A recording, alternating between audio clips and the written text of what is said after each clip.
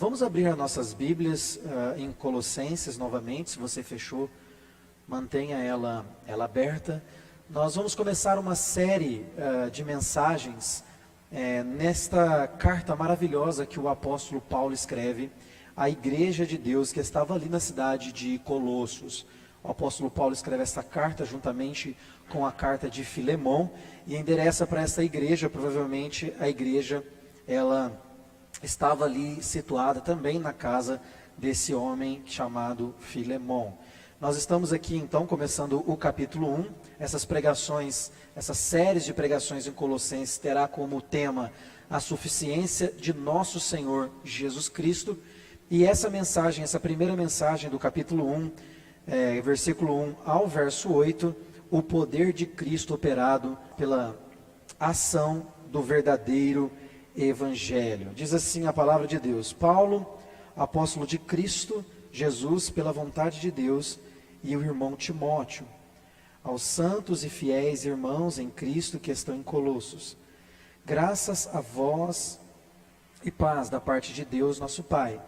Damos graças a Deus, Pai de nosso Senhor Jesus Cristo, orando sempre por vós, desde que ouvimos falar da vossa fé em Cristo Jesus e do amor que tendes por todos os santos, por causa da esperança que vos está reservada no céu, da qual já ouviste pela palavra da verdade o Evangelho, que chegou a vós e também está em todo o mundo, frutificando e crescendo, assim como entre vós, desde o dia em que ouviste e conheceste a graça de Deus na verdade. Como aprendeste com Epáfras, nosso amado conservo, fiel, ministro de Cristo, em nosso favor. Ele também nos contou do amor que tendes no Espírito. Vamos orar. Senhor, tem misericórdia, Pai. Tira tudo aquilo que não é teu dos nossos corações, Senhor. Que possamos nessa hora nos concentrar na Tua palavra, Senhor, na Tua verdade. Que toda distração, Senhor, que toda perturbação, que toda seta, que todo dardo inflamado do diabo, Deus, venha ser dissipado agora e possamos de fato, Senhor, ouvir a Tua palavra e sermos edificados por ela. Fala conosco, Senhor, em nome de Jesus. Amém e amém.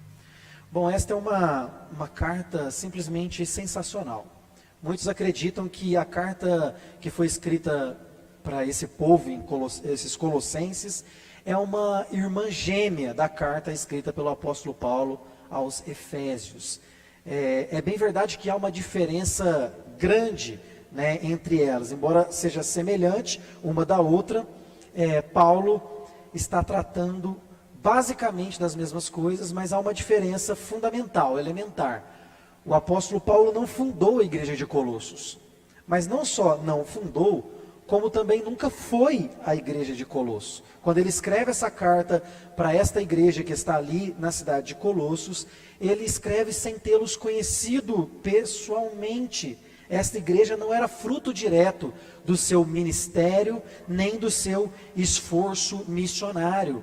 Quem evangelizou esta cidade foi um homem chamado Epáfras. Se você ler toda a carta, você vai perceber a importância desse grande homem de Deus chamado Epáfras, um jovem pastor evangelista que estava pregando ali em toda aquela região e havia então alcançado esta cidade, pregado o evangelho nessa cidade. E a mensagem de Epáfras foi tão impactante que ali surgiu então, nasceu uma igreja. Então, embora não tenha sido o apóstolo Paulo quem fundou esta igreja, nem tenha sido fruto do seu esforço missionário, Paulo demonstra afeições iguais à da igreja de Éfeso, uma igreja em que ele foi fundamental em sua plantação. As razões que levaram o apóstolo Paulo a escrever esta carta para esse povo são pelo menos três. A primeira, combater uma heresia, ou melhor, as heresias que estavam perturbando o coração desta igreja. Quando ele recebe as notícias por meio de Epáfras, ele pode até ter se assustado por tão cedo, uma igreja que havia nascido há tão pouco tempo, tendo recebido o evangelho verdadeiro, sem mistura, um evangelho puro, estava agora se dobrando algumas heresias que estavam circundando a esta igreja. E quais eram as principais heresias? Era uma espécie de pré-gnosticismo, um culto ao misticismo, ao mundo espiritual, de tal maneira que o corpo, a matéria, era considerada má e também sem importância, mas o espiritual, o misticismo, a crença pelo oculto era muito forte. Também um movimento judaizante, que tem a ver com uma espécie de legalismo, que é fazer ou deixar de fazer as coisas, não por um movimento do Espírito Santo dentro de você, mas simplesmente porque você quer parecer melhor. Esses dois erros são erros que nós encontramos, por exemplo, nas igrejas de hoje também. Um misticismo exagerado, um culto ao sobrenatural, ou melhor, ao oculto de uma forma demasiada. E também, de outro lado, você encontra pessoas que se forçam a vestir uma capa de religiosidade a fim de transmitir uma impressão de que são alguma coisa no mundo espiritual ou para Deus. Então havia esse movimento judaizante. Alguns diziam para os colossenses: não toque nisso, não faça aquilo, não coma disso. Outros falavam: olha, não se preocupe com a carne, viva de maneira que o seu espírito já foi alcançado pelo Evangelho de Deus. Então as heresias, uma mistura entre paganismo e salvação pelas obras da lei. Em terceiro lugar, você tem um motivo: demonstrar a dignidade de Cristo como cabeça da igreja. Se em Efésios nós somos retratados como o corpo de Cristo, em Colossenses Cristo é a cabeça. Porém, como nós veremos daqui para frente, Paulo tem muitos elogios para esta igreja, características importantes que nós destacaremos nessa mensagem. Então olhe para a sua Bíblia, olhe para o texto, acompanhe comigo o versículo de número 3, aqui nós estaremos começando a dar nossa ênfase a essa palavra do Senhor. Diz assim o versículo de número 3: damos graças a Deus Pai, de nosso Senhor Jesus Cristo, orando sempre por vós. É interessantíssimo a gente observar que Paulo sempre valorizava a oração. Paulo era um homem de oração. Jesus também era um homem de oração. Nós encontramos discípulos perguntando para Jesus como eles deveriam orar, mostrando que eles viam sempre Jesus orar. E Paulo também não é diferente. Ele era um imitador do Senhor Jesus. Ele era um homem que orava. Ele era um homem que as pessoas nem sabiam quando ele estava orando. Ele deixa isso claro: olha, eu sempre dou graças a Deus. Eu sempre estou orando por vós, pelo amor de Deus que tem agido na vida de vocês. Paulo era um homem de oração. E tem um aspecto muito importante que nós precisamos destacar no versículo de número 3. A igreja de Colossos gostava do misticismo, gostava do mundo espiritual de uma maneira exagerada. Isso fica claro para nós no capítulo 2, no verso 18, quando o apóstolo Paulo vai exortar essa igreja a não cultuar os anjos. Eles estavam se prostrando diante dos anjos. O mundo espiritual era algo muito importante para eles. Eles gostavam muito de misticismo. Era uma igreja que gostava muito do movimento espiritual. Isso vai ficar mais claro ainda no capítulo 2. Paulo então os exorta no capítulo 2 a não cultuar os anjos, por exemplo. Mas Paulo aqui, ele não está criticando o correto com medo do errado. Há muitas igrejas que criticam o que é certo com medo dos excessos. Paulo começa dizendo que ele ora sempre, que ele é um homem de oração, que ele dá graças a Deus, mostrando aqui a sua espiritualidade, mas ele poderia ficar com medo de fazer isso, porque a igreja de Colossos poderia pegar essa palavra dele e falar assim: está vendo? O apóstolo Paulo é um dos nossos. Mas Paulo não critica o que é certo com medo do errado. Nós não podemos fazer isso, e isso é algo maravilhoso aqui. Pelo contrário, ele mostra a prática correta. Nós precisamos orar, e na frente ele exorta a equivocada. Nós não podemos nos afastar das disciplinas espirituais por causa daqueles que cometem excessos. Essa é uma verdade que está aqui, que é algo muito importante para nós. para a igreja de hoje, onde principalmente aqui no Brasil, há tanta divisão. E eu não estou falando só das igrejas, mas a divisão no aspecto geral. Há uma tensão política, por exemplo, há uma tensão religiosa, de posições, de pensamentos em um mundo secularizado, onde o relativo é que importa, não há absolutos. O apóstolo Paulo vem mostrando a sua espiritualidade, a sua piedade. E nós então queremos observar aqui, do verso 4 ao verso 8, como o apóstolo Paulo então vai trabalhar essas questões na vida dos colossenses.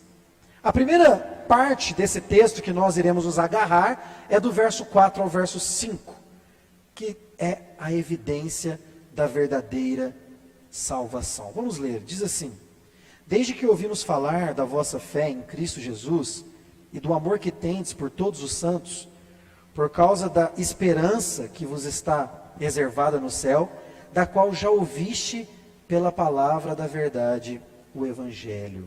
Uma fé que se limita apenas na periferia da crença ou do sentimento, não pode reivindicar o direito de ser chamada fé verdadeira. Eu vou repetir: uma fé que se limita na periferia da crença ou dos sentimentos, não pode reivindicar o direito de ser chamada fé. A fé verdadeira, no sentido bíblico, não é uma fé simplesmente de ter entendido. Não é uma fé simplesmente porque eu sinto um arrepio ou alguma coisa que me move. Uma fé sem compromisso com o Evangelho de Cristo, que é o seu Senhor, com seus irmãos, e sem a obediência, não passa de uma ilusão. Vemos claramente que a consequência inevitável de uma fé comprometida é o florescimento do amor, é o florescimento dos relacionamentos. Olha o que diz o verso 4: desde que ouvimos falar da vossa fé em Cristo e do amor que tendes por todos os santos. Uma fé que ela só está na cabeça, uma fé que não é expressada em boas obras, na verdade, como diz Tiago, é uma fé morta.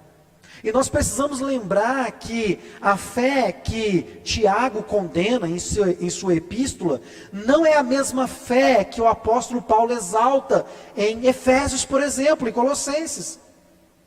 A verdadeira fé, ela vem senão pela graça, porém há um desdobramento natural. A fé verdadeira, ela é operosa. A fé verdadeira, ela tem evidência de ser fé. Uma pessoa que possui uma verdadeira fé, ela tem algumas evidências. A única explicação para esse amor que havia no coração do apóstolo Paulo pelas igrejas, por exemplo, é exatamente o reverberar da fé que ele possuía dentro dele.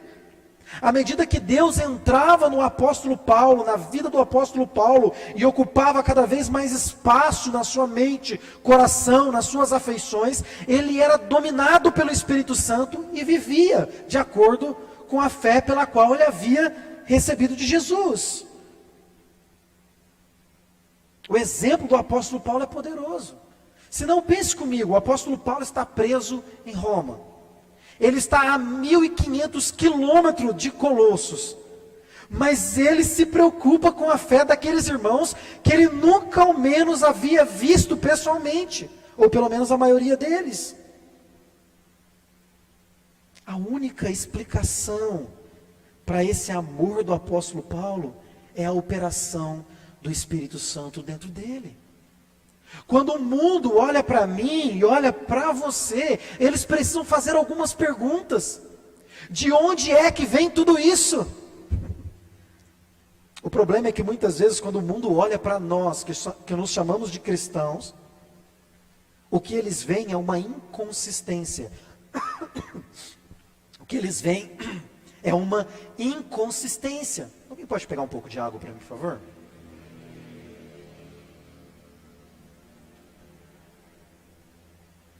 Mas o que o apóstolo Paulo está nos mostrando aqui é que há uma coerência entre a fé verdadeira e a vida da pessoa que recebeu essa fé.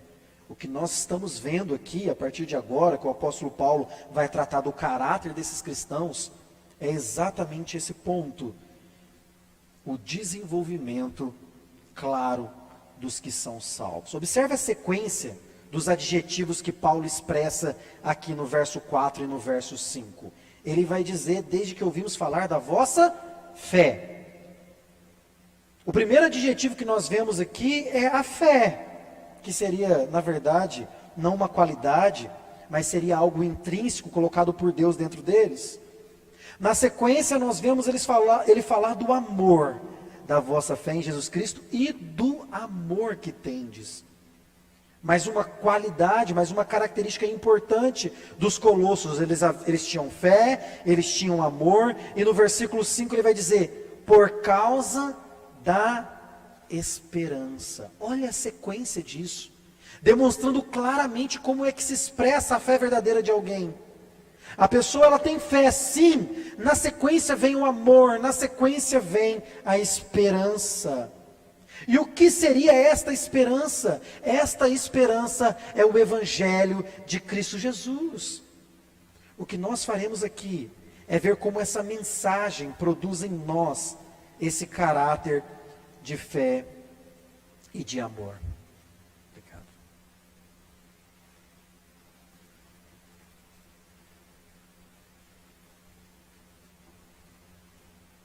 Olha o verso 5. Por causa da esperança que vos está reservada no céu, da qual já ouviste pela palavra da verdade, o Evangelho. Essa esperança é o Evangelho. O que é o Evangelho? O Evangelho resume a verdade, resumido, é a verdade que revela quem é Jesus Cristo e o que Ele fez por nós em sua vida, morte, ressurreição, exaltação. Mas o Evangelho não para aí. O Evangelho não é algo abstrato a nós. O Evangelho, embora ele revele quem Jesus Cristo é em sua plenitude, ele também tem a ver conosco. Ele tem a ver com a repercussão de quem Jesus é em nossa realidade. No versículo 5, o apóstolo Paulo vai dizer, vocês ouvistes pela palavra da verdade o Evangelho. Ele está dizendo que o Evangelho, ele é uma mensagem verdadeira. E a palavra usada pelo apóstolo Paulo aqui, para dizer a palavra, no versículo 5, na parte B, já ouvimos pela palavra da verdade, o Evangelho. Essa palavra aqui no original é logos. A mesma palavra usada pelo apóstolo João, no capítulo 1, versículo 1, do seu Evangelho, o logos. A palavra, o logos. E isto significa que não pode haver contradição. A palavra logos tem a ver com persuasão por não ser contraditória. A palavra logos, ela expressa exatamente essa ideia de não haver uma contradição, mas de haver uma coerência. O que me parece estar sendo trabalhado aqui pelo apóstolo Paulo é que nossa conduta deve ser coerente com a nossa fé. Nós recebemos a palavra da verdade. E essa palavra que é verdadeira, esse logos verdadeiro, é o Evangelho de Cristo Jesus, que está sendo plantado em nossos corações.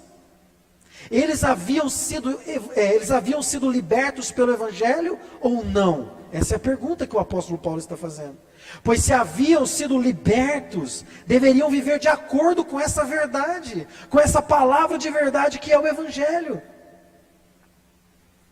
O Evangelho, resumido então, é a revelação de quem Jesus é, do que Ele fez por nossa causa.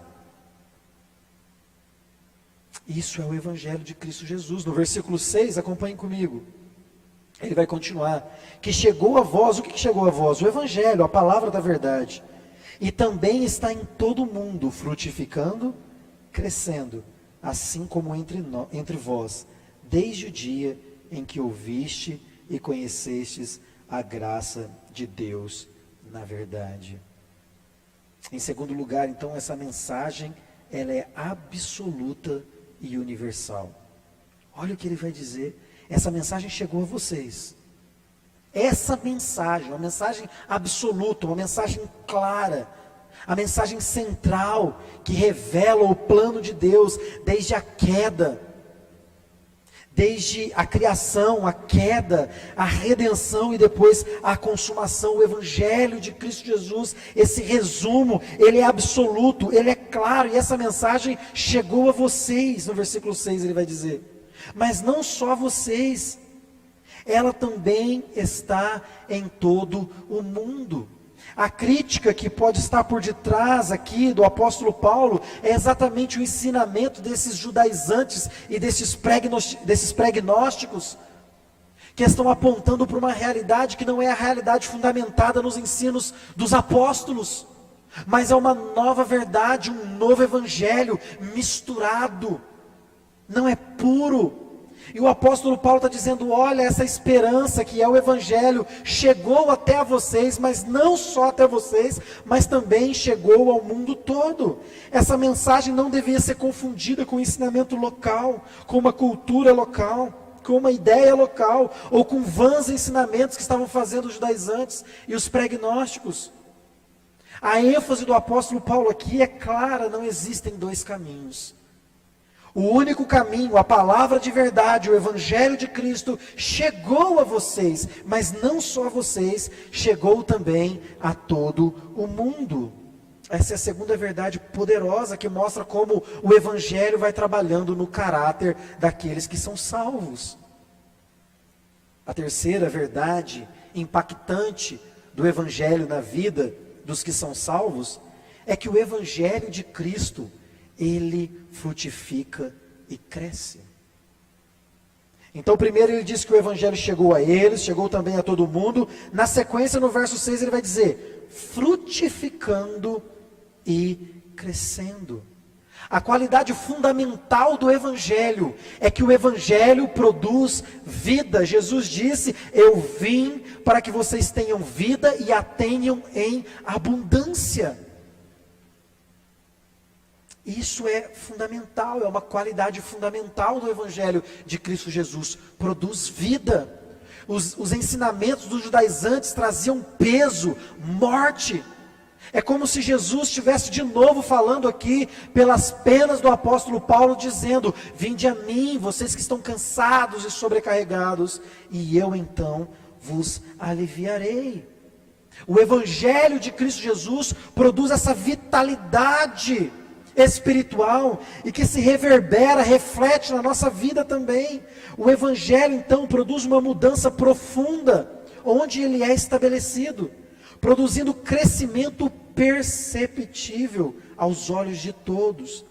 Não dá, irmãos, para receber o Evangelho pela fé e continuar a vida da mesma forma como antes. O que o apóstolo Paulo está nos ensinando é que, embora nós recebamos o Evangelho pela graça, por causa da fé que temos em Cristo Jesus, a vida começa a florescer dentro de nós, irrompe dentro de nós uma nova criação. As coisas velhas vão ficando para trás, tudo vai se fazendo novo, há um novo nascimento. O ensino bíblico é claro. Quando somos alcançados pela graça, nós somos regenerados. Nós nascemos de novo. E muitos de nós não entendem o quanto isso é elementar e fundamental no Evangelho de Cristo Jesus. Nicodemos mesmo, quando se encontrou com Jesus, não conseguiu compreender, embora ele fosse um mestre da lei. Jesus disse para ele, olha, você precisa nascer de novo. A pergunta que ele faz para Jesus é a mesma que nós não damos muitas vezes coragem de fazer para os pastores, para os nossos líderes, mas que som nos nossos corações, como é que eu posso nascer de novo? Como é que eu posso ser regenerado? Como é que pode irromper em mim uma nova criação? Quando é que eu vou vencer os meus pecados? A resposta do apóstolo Paulo é clara: quando somos chocados com o Evangelho verdadeiro, puro e sem mistura, e o recebemos pela fé, a nossa vida é transformada. Nós nascemos de novo. Nós nascemos de novo. A quarta verdade, que é o impacto do Evangelho nas nossas vidas, está ainda no versículo número 6. Na parte B, ele vai dizer assim, vamos ler tudo, que chegou a vós e também está em todo o mundo, frutificando e crescendo, assim como entre vós, desde o dia em que ouviste e conhecestes a graça de Deus na verdade. O Evangelho de Cristo Jesus, ele tem a ver com a graça. O falso evangelho ensina uma verdade sem graça. Mas o Evangelho de Cristo é a salvação de pecadores pelos méritos de outro. Literalmente é favor imerecido. É interessantíssimo como as pessoas dizem que acreditam na graça. Eu acredito na graça. Mas acham que precisam fazer algo para merecer o favor de Deus. Não, por causa de Cristo Jesus, você é totalmente aceito por Deus, o Pai. O apóstolo Paulo, ele diz claramente aqui, o nosso Pai, olha lá o verso 2, ele vai dizer aos santos e fiéis irmãos em Cristo, que estão em Colossos, graça a vós e paz, da parte de Deus, o nosso Pai. Pela graça nós somos adotados por Deus, o Evangelho tem a ver com isso, e tem a ver com o mérito de outro, somos recebidos por Deus como filhos, por causa do sacrifício substitutivo de Cristo Jesus. Ele nos substituiu em nosso sofrimento, e nos deu no lugar de sofrimento, dor e morte eterna, vida e vida em abundância. O Evangelho de Cristo Jesus tem a ver com viver uma vida superlativa, uma vida poderosa, não segundo os padrões do mundo, mas segundo a palavra de Deus, crendo, e não andando mais por vista, mas andando pela fé, porque o justo viverá pela fé. O Evangelho de Cristo Jesus então tem esse poder transformador. Ele transforma. Em quinto lugar, o Evangelho não funciona afastado do homem. O Evangelho não veio para salvar os animais, embora a gente goste dos animais. O Evangelho não veio para salvar as árvores ou o mundo. O Evangelho veio para transformar homens e mulheres à imagem de Cristo Jesus. Olha a maneira como o apóstolo Paulo apresenta a presença do Evangelho em nosso meio. Versículo 6, ele vai dizer que é a graça de Deus na verdade. O versículo 7, ele vai dizer, como aprendestes com Epáfras, nosso amado conservo, fiel ministro de Cristo, em nosso favor. O apóstolo Paulo vai dizer, vocês ouviram o Evangelho, vocês entenderam o Evangelho, e no verso 7 ele vai dizer, vocês foram ensinados no Evangelho. São três sentenças importantíssimas para nós. A primeira é ouvir. A palavra de Deus diz que a fé vem pelo ouvir, e o ouvir da palavra de Deus. Não vem pelo ouvir da minha palavra, ou da palavra de qualquer outro líder religioso, mas vem pelo ouvir da palavra de Deus. Você ouve o Evangelho, você entende o Evangelho, mas o Evangelho não tem a ver com simplesmente o intelecto. Você é ensinado a viver o Evangelho de Cristo Jesus. Isso é maravilhoso, assim como entre vós, desde o dia que ouviste, vai dizer o verso 6. E depois conheceste, ou seja, conhecer tem a ver com entendimento. E no verso 7, vocês aprenderam. Sem o envolvimento da mente, da vontade do homem, o Evangelho não vai frutificar e crescer.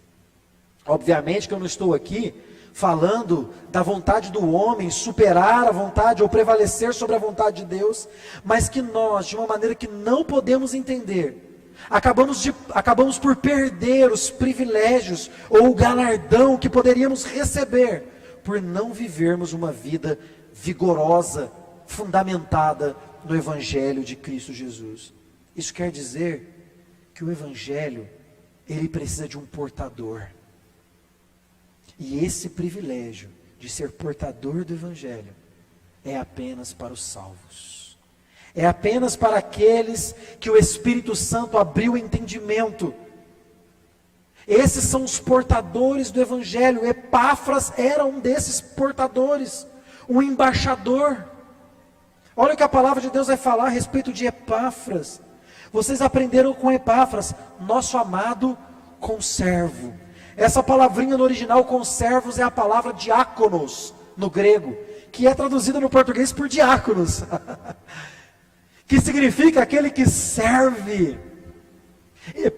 Epáfras era um conservo, era um serviçal, era um mordomo, era um portador do Evangelho de Cristo Jesus. O Evangelho não havia só ocupado a sua mente, mas havia tomado o seu corpo. Eu imagino que quando olhavam para Epáfras, não se sabia se era Epáfras que estava caminhando, ou se era o apóstolo Paulo, ou se era Jesus, porque era um homem que havia sido consumido pelo Evangelho de Cristo Jesus. Isso fica claro. Isso fica claro, quantos elogios maravilhosos do apóstolo Paulo. Ele havia sido tomado pelo Evangelho. Vocês aprenderam com Epáfras a palavra da verdade, o Evangelho. E ele é o nosso amado conservo, mas ele não é só o nosso conservo, ele não é só um diácono, ele também é fiel ministro de Cristo.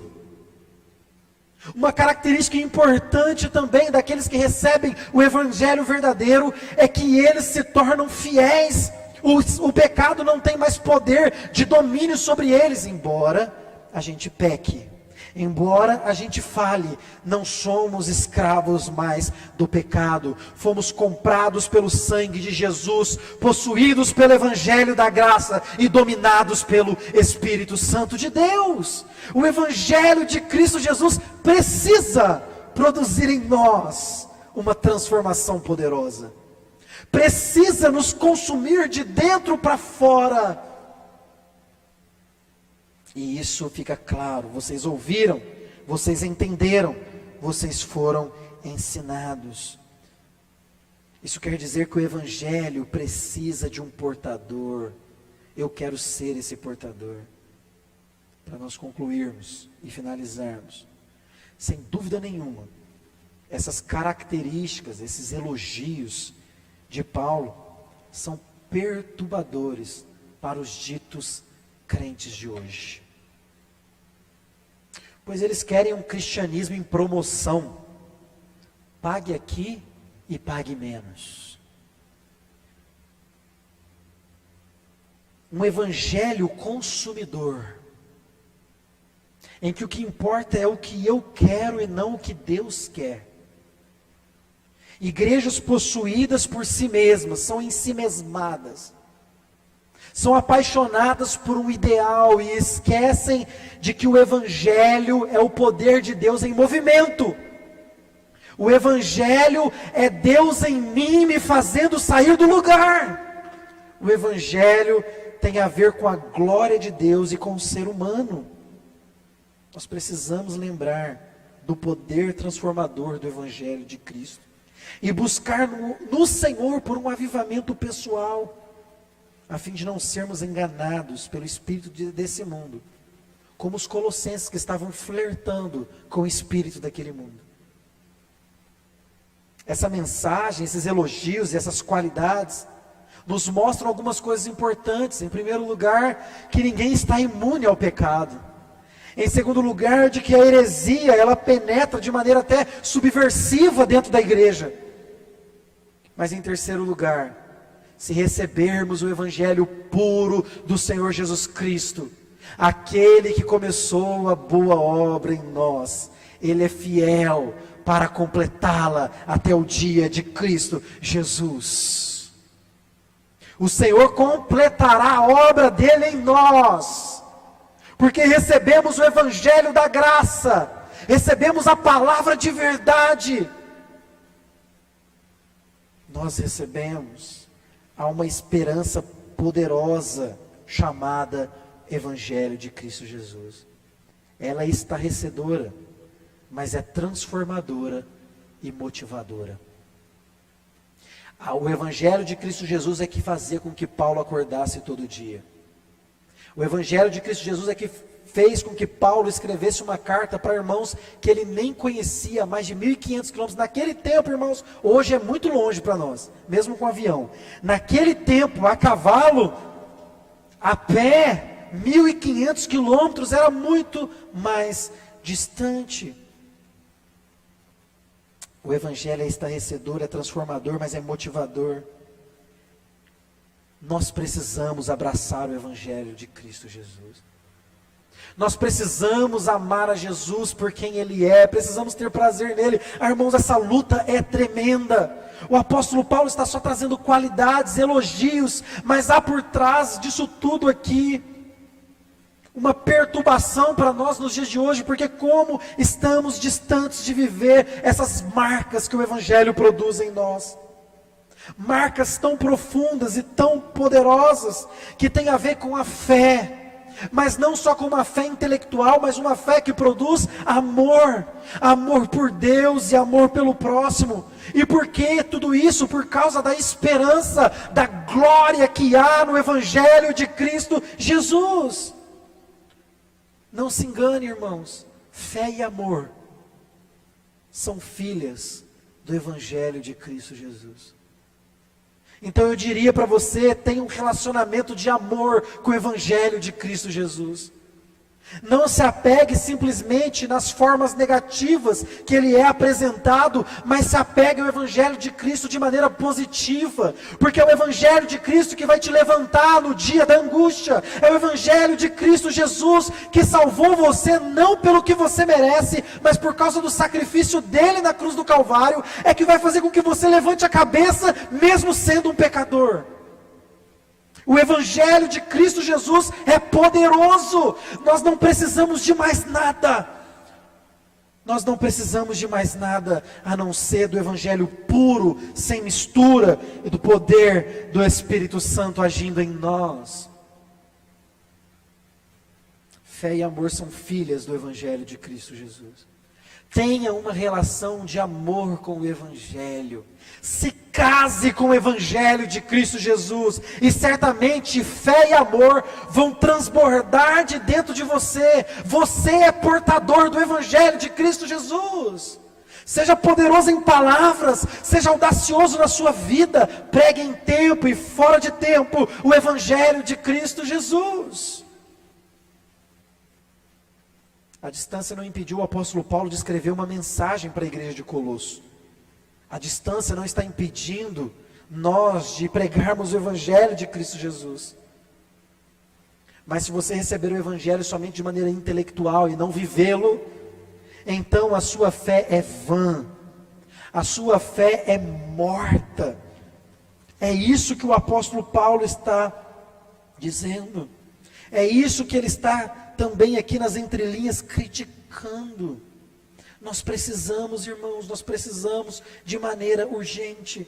Uma fé que se limita apenas à periferia da crença ou do assentimento não pode reivindicar o direito de ser chamada fé. Uma fé bíblica, uma fé salvífica, porque esta fé é uma fé que transforma. A fé verdadeira é operosa. A fé verdadeira te move em direção ao prêmio, ao alvo da soberana vocação que está em Cristo Jesus. Irmãos, não erre o alvo. Mire no Evangelho de Cristo Jesus. Se lambuze no Evangelho de Cristo Jesus como alguém que come um favo de mel. O Evangelho de Cristo Jesus é vida poderosa para nos impulsionar. Eu preciso saber o que é o Evangelho de Cristo Jesus. O Evangelho de Cristo Jesus tem a ver com a minha vida. O Evangelho de Cristo Jesus tem a ver com a sua vida. O Evangelho de Cristo Jesus poderia talvez ser resumido em João capítulo 3, verso 16, porque Deus amou o mundo de tal maneira que deu o seu Filho unigênito, para que todo aquele que nele crê não pereça, mas tenha vida eterna. Irmãos, olhem para como o Evangelho funciona. Lembra do Evangelho no Antigo Testamento? Como é que começa a lei? A lei não começa dizendo que você precisa fazer isso ou aquilo outro. A lei começa com o Evangelho da graça. A lei começa dizendo: eu sou o Senhor vosso Deus, que te tirou da terra da escravidão. Portanto, amarás o Senhor teu Deus de todo o teu coração. Aí depois é que vem a lei. Eu sou o Senhor vosso Deus. Antes da lei ele já disse, eu sou o vosso Deus. É a graça, é o Evangelho que me move, que me levanta, que me transforma, que me faz estar aqui agora, que me faz muitas vezes me derreter na presença dEle, o meu coração, e ficar em êxtase. Isso é o Evangelho de Cristo Jesus, que alimenta, que salva, que transforma, que muda. Por isso, irmãos, olhe para essas características dessa igreja. Uma igreja que tinha uma fé vibrante, operosa, mas que estava enfrentando lutas com algumas heresias, algumas dificuldades. Porém, o Evangelho de Cristo Jesus veio a socorro. É maravilhoso nós observarmos essa figura. Se nós pudéssemos criar um ícone ou uma espécie de imagem do que seria o Evangelho é como aquele cavaleiro montado num cavalo, que vem ao encontro da sua donzela para salvá-la dos perigos. O Evangelho de Cristo Jesus é aquele que sobe um monte, que salta as muralhas e que vem resgatar a igreja de Cristo, para que ela continue apaixonada por Jesus. O Evangelho é o próprio Cristo encarnado. Olhe para o Evangelho e você encontrará nele o Senhor Jesus Cristo. Ele é o Evangelho, Ele é a verdade, Ele é o caminho, o Senhor Jesus Cristo. Então, se você tem andado distante de Jesus, você tem andado distante do Evangelho. E se você tem andado distante do Evangelho, você tem andado distante de Jesus. A boa notícia implica uma má notícia. Evangelho significa boa notícia. Qual seria a má notícia para que existisse uma boa? A má notícia é que todos pecaram e destituídos estão da glória de Deus. A má notícia é que por mérito nosso, nós estávamos caminhando a passos largos para o inferno. Mas a boa notícia é que Deus nos amou. A boa notícia é que Ele tem nos atraído. Ele tem nos laçado com seu amor eterno e tem nos puxado para perto dele através do Evangelho de Cristo Jesus. Não se afaste mais de Jesus, irmão. E se você está ouvindo essa mensagem e talvez nem conheça o Evangelho, isso esteja muito estranho, mas o seu coração está queimando, há algo mexendo com você por causa dessa palavra. Hoje é a noite em que as portas do céu se abrem para você. Reconheça Jesus como Senhor e Salvador da sua vida. Rompa com o seu pecado e abrace esse Evangelho transformador. Que Deus nos abençoe. Que Deus faça com que essa palavra não só ocupe lugar na nossa mente, mas transforme a nossa vontade, o nosso coração.